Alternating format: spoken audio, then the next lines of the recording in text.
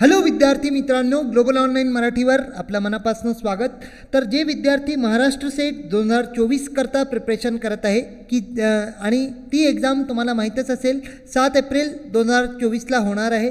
या एग्जाम करता जे स्टुडंट्स प्रिपेअर करत आहे त्यांच्याकरता आजचा हा व्हिडिओ अत्यंत उपयोगी राहणार आहे। बरेचदा विद्यार्थ्यांकडून एग्जाम करता प्रिपरेशन करताना काही चुका होऊन जातात।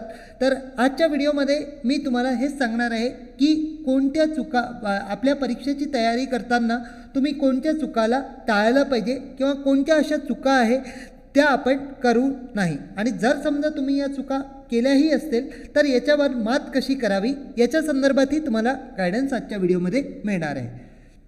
सुरुवात करण्यापूर्वी तुमच्यासाठी एक महत्त्वाची छोटीशी माहिती की MS सेट 2024ला आता जास्ती वेळ राहिलेला नाही आहे। अराउंड 85 डेज या परीक्षेला उरलेले आहे। तर तुमच्या प्रिपरेशनला बूस्टअप करण्याकरता आम्ही तुमच्याकरता पेपर 1चा कंप्लीट क्रॅश कोर्स जो आहे तो आणलेला आहे। या कोर्सची जी न्यू बॅच आहे ती 15 जानेवारीपासून सुरू होते आहे। हा जर कोर्स आपण घेता तर तुम्हाला कंप्लीट लाईव्ह लेक्चर्स मिळतील, फुल सिलेबसवरती रेकॉर्डेड व्हिडिओ लेक्चर्स मिळतील, नंतर फुल सिलेबसचे नोट्स तुम्हाला दिले जातील जे की इंग्लिश आणि मराठी दोन्हीमध्ये उपलब्ध आहे। वीकली टेस्ट आपल्याकडे 40+ वीकली टेस्ट अवेलेबल आहे। फुल सिलेबस मॉक टेस्ट आपल्याला उपलब्ध आहे। त्याच्यानंतर 2000+ MCQ सिरीज ही उपलब्ध आहे आणि MCQ आणि PYQ तुम्हाला PDF आणि क्लास दोघांच्या माध्यमाने प्रोव्हाइड केलं जाईल। याच्या व्यतिरिक्त क्रॅश कोर्सेस, मॅरेथॉन सेशन्स हेही आपल्या प्रिपरेशन करता उपलब्ध आहे। तर fees for this course is just 3000 याची फी आहे, पण त्याच्यावर 30%चा डिस्काउंट करून मात्र 2100 रुपयाला हा कोर्स तुम्हाला उपलब्ध होऊन जाईल। जॉईन करायला आपल्याला ग्लोबल ऑनलाईन ॲपला डाउनलोड करायचं आहे आणि या 2 नंबरवरती संपर्क साधून आपण याच्यावर डायरेक्ट जॉईन होऊ शकता। ठीक आहे, so let's begin with the video. So basically काय होतं की एग्जाम जे आहे हे तुमचं 7 एप्रिलला होणार आहे हे तर निश्चितच आहे, पण आपण जेव्हा प्रिपरेशन फेजमध्ये आहे, जेव्हा आपण तयारी करत आहे तेव्हा आपल्या हातून 2 कॉमन चुका होतात। ठीक आहे, 2 कॉमन मिस्टेक जे आहे त्या आपल्याकडनं होतात। तर तुम्ही म्हणाल सर चुका तर होणं साहजिक आहे, पण या 2 चुका काय आहे हे समजून घ्या।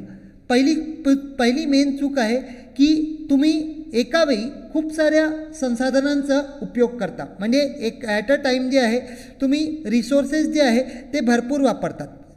संसाधनं जी आहे आपलं जसं बुक्स झालं, व्हिडिओज झाल्या, नोट्स झाल्या, तर आपण काय करतो एक टॉपिकला स्टडी करायला, फॉर एक्झाम्पल सपोज तुम्हाला टीचिंग ॲप्टिट्यूड स्टडी करायचं आहे तर त्या टीचिंग ॲप्टिट्यूडला स्टडी करायला तुम्ही काय करता की फॉर एक्झाम्पल एक बुक वाचली, त्याच्यातून टीचिंग ॲप्टिट्यूड वाचून घेतला, दुसरी बुक वाचली त्याच्यात ती टीचिंग ॲप्टिट्यूड वाचून राहिले, त्याच्यानंतर तिसऱ्या बुकमध्येही किंवा 2-3 व्हिडिओज जे आहेत त्या तुम्ही रेफर करत आहे। नुसतं 1 युनिटसाठी टीचिंग ॲप्टिट्यूडवरतीही तुम्ही इतका वेळ घालवत आहे। तर अशाने विचार करून घ्या की बाकीच्या युनिट्स जे आहे आणि प्लस तुमचा जो पेपर 2 आहे जो समुद्रासारखा वास्ट आहे याला तुम्ही कव्हर कसं करणार।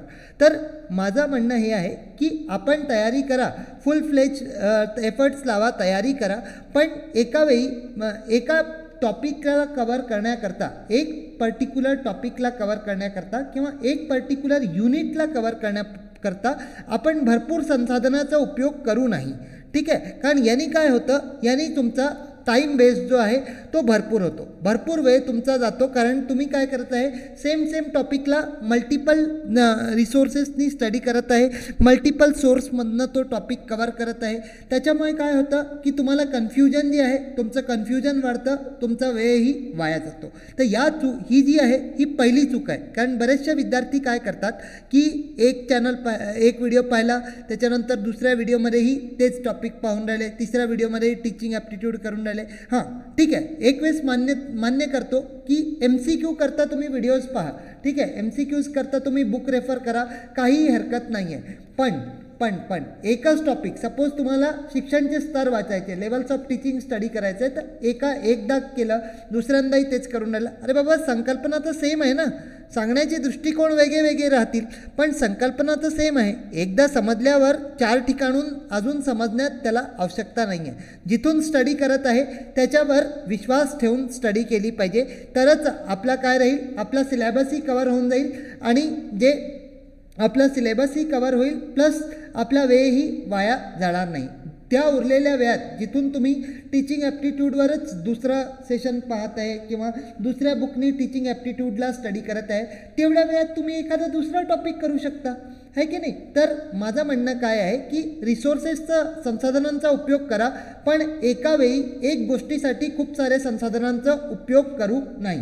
आणि ज्या संसाधनांवरचा उपयोग तुम्ही करत आहे, फॉर एक्झाम्पल तुम्ही निराली प्रकाशनचं बुक रिफर करत आहे, तुम्ही पियर्सन पब्लिकेशनचं बुक रिफर करत आहे, तर त्या पर्टिक्युलर बुकवर विश्वास ठेवा. एक एज्युकेटरकडनं तुम्ही शिकता आहे तर त्याच्यावर विश्वास ठेवून शिका, कारण आम्ही जे शिकवत आहे ते लोक तुमच्या एक्झामच्या पॉईंट ऑफ व्ह्यूने शिकवतात आहे, ठीक आहे. तर हे पहिली गोष्ट असं आहे की हे तुम्ही आपले रिसोर्सेस जे आहे यांना सीमित करा, लिमिटेड रिसोर्स ठेवा आणि त्या रिसोर्सेसवर ट्रस्ट करा आणि आपल्या प्रिपरेशनच्या दौरान कॉन्फिडंट राहा, ठीक आहे. आपल्या प्रिपरेशनच्या दौरान कॉन्फिडंट राहा, कारण बरेचसे विद्यार्थी काय करतात, प्रिपरेशन तर करतात पण कुठे ना कुठे तुमची कॉन्फिडन्स लेवल जी आहे, तुमचा विश्वास जो आहे, स्वतःवर जो विश्वास आहे तो कमी राहतो. तर सेल्फ कॉन्फिडन्स जर नसला तर अशाने काय होईल, तुम्ही जे प्रिपरेशन करता ते ॲट द लास्ट मोमेंट जेव्हा याची एक्झाम, हे जे सेल्फ कॉन्फिडन्स जर कमी असला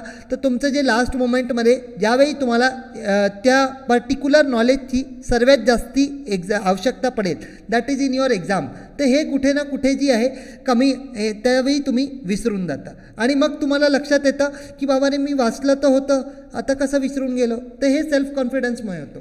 आता दुसरी चूक याच्यात येते, सेकंड मिस्टेक जी आहे दॅट इज रिव्हिजन, ठीक आहे. आपण काय करतो, एक टॉपिक करतो आणि एक टॉपिक केल्यावर आपण त्याला रिवाईज करायला विसरून जातो, ठीक आहे. रिवाईज करायला विसरून जातो. रिवाईज करण्याचा फॉर्म्युला तुम्हाला मागेही सांगितला होता, आज परत सांगत आहे, 1 3 5 7. रिवाईज करायला तुम्हाला सांगितलं होतं की एक टॉपिकला प्रिपेअर करायला जेवढा वेळ लागला त्याचा 10% वेळच तुम्हाला रिव्हिजनला लागेल, पुनरावृत्तीला लागेल. तर तेवढा वेळ जे आहे ते रिव्हिजन तुम्ही रेग्युलर बेसिसवर करा, रिव्हिजनला स्किप नका करू, कारण जो टॉपिक जितका चांगल्याने रिवाईज कराल, कबूल आहे, तुमच्याकडे वेळ कमी आहे, काही हरकत नाही, तुम्ही 70% फक्त मात्र 70% सिलेबस कवर करा, काही हरकत नाही, पण या 70%ला बिलकुल सॉलिड प्रिपेअर झालं पाहिजे, बिलकुल त्याची रिव्हिजन ही 5-7 वेळा जी आहे ती झाली पाहिजे. आता तिसरी चूक आहे, ठीक आहे. तर अशा प्रकारे या चूकवर तुम्ही मात करा. आता तिसरी चूक आहे, या तिसऱ्या चूकलाही समजून घ्या. तिसरी चूक काय करतात की विद्यार्थी जे आहे हे फक्त डिस्क्रिप्टिव्ह कंटेंटवर फोकस करतात आणि पूर्ण 2 3 4 महिने जे काही वेळ जो आहे ते आपले सिलेबसला कंप्लीट करण्यात घालवून देतात, ठीक आहे. म्हणजे सपोज तुम्हाला टीचिंग ॲप्टिट्यूड, रिसर्च ॲप्टिट्यूड, नंतर ICT, हायर एज्युकेशन, जितके पण तुमचे टॉपिक्स आहे प्लस पेपर 2चे वेगळे, या डिस्क्रिप्टिव्ह कंटेंटवर अवलंबून राहून तुम्ही एक्झामला क्रॅक करू शकत नाही.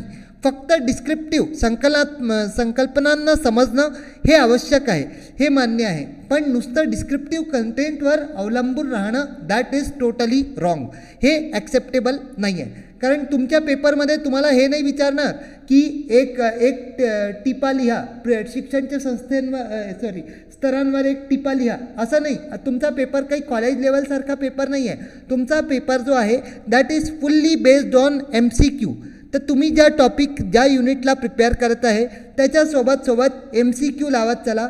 MCQ लावल्याने तुमची प्रॅक्टिसही होईल, तुमचा सरावही होईल आणि तुमच्या ॲनालिटिकल थिंकिंगही डेव्हलप होईल.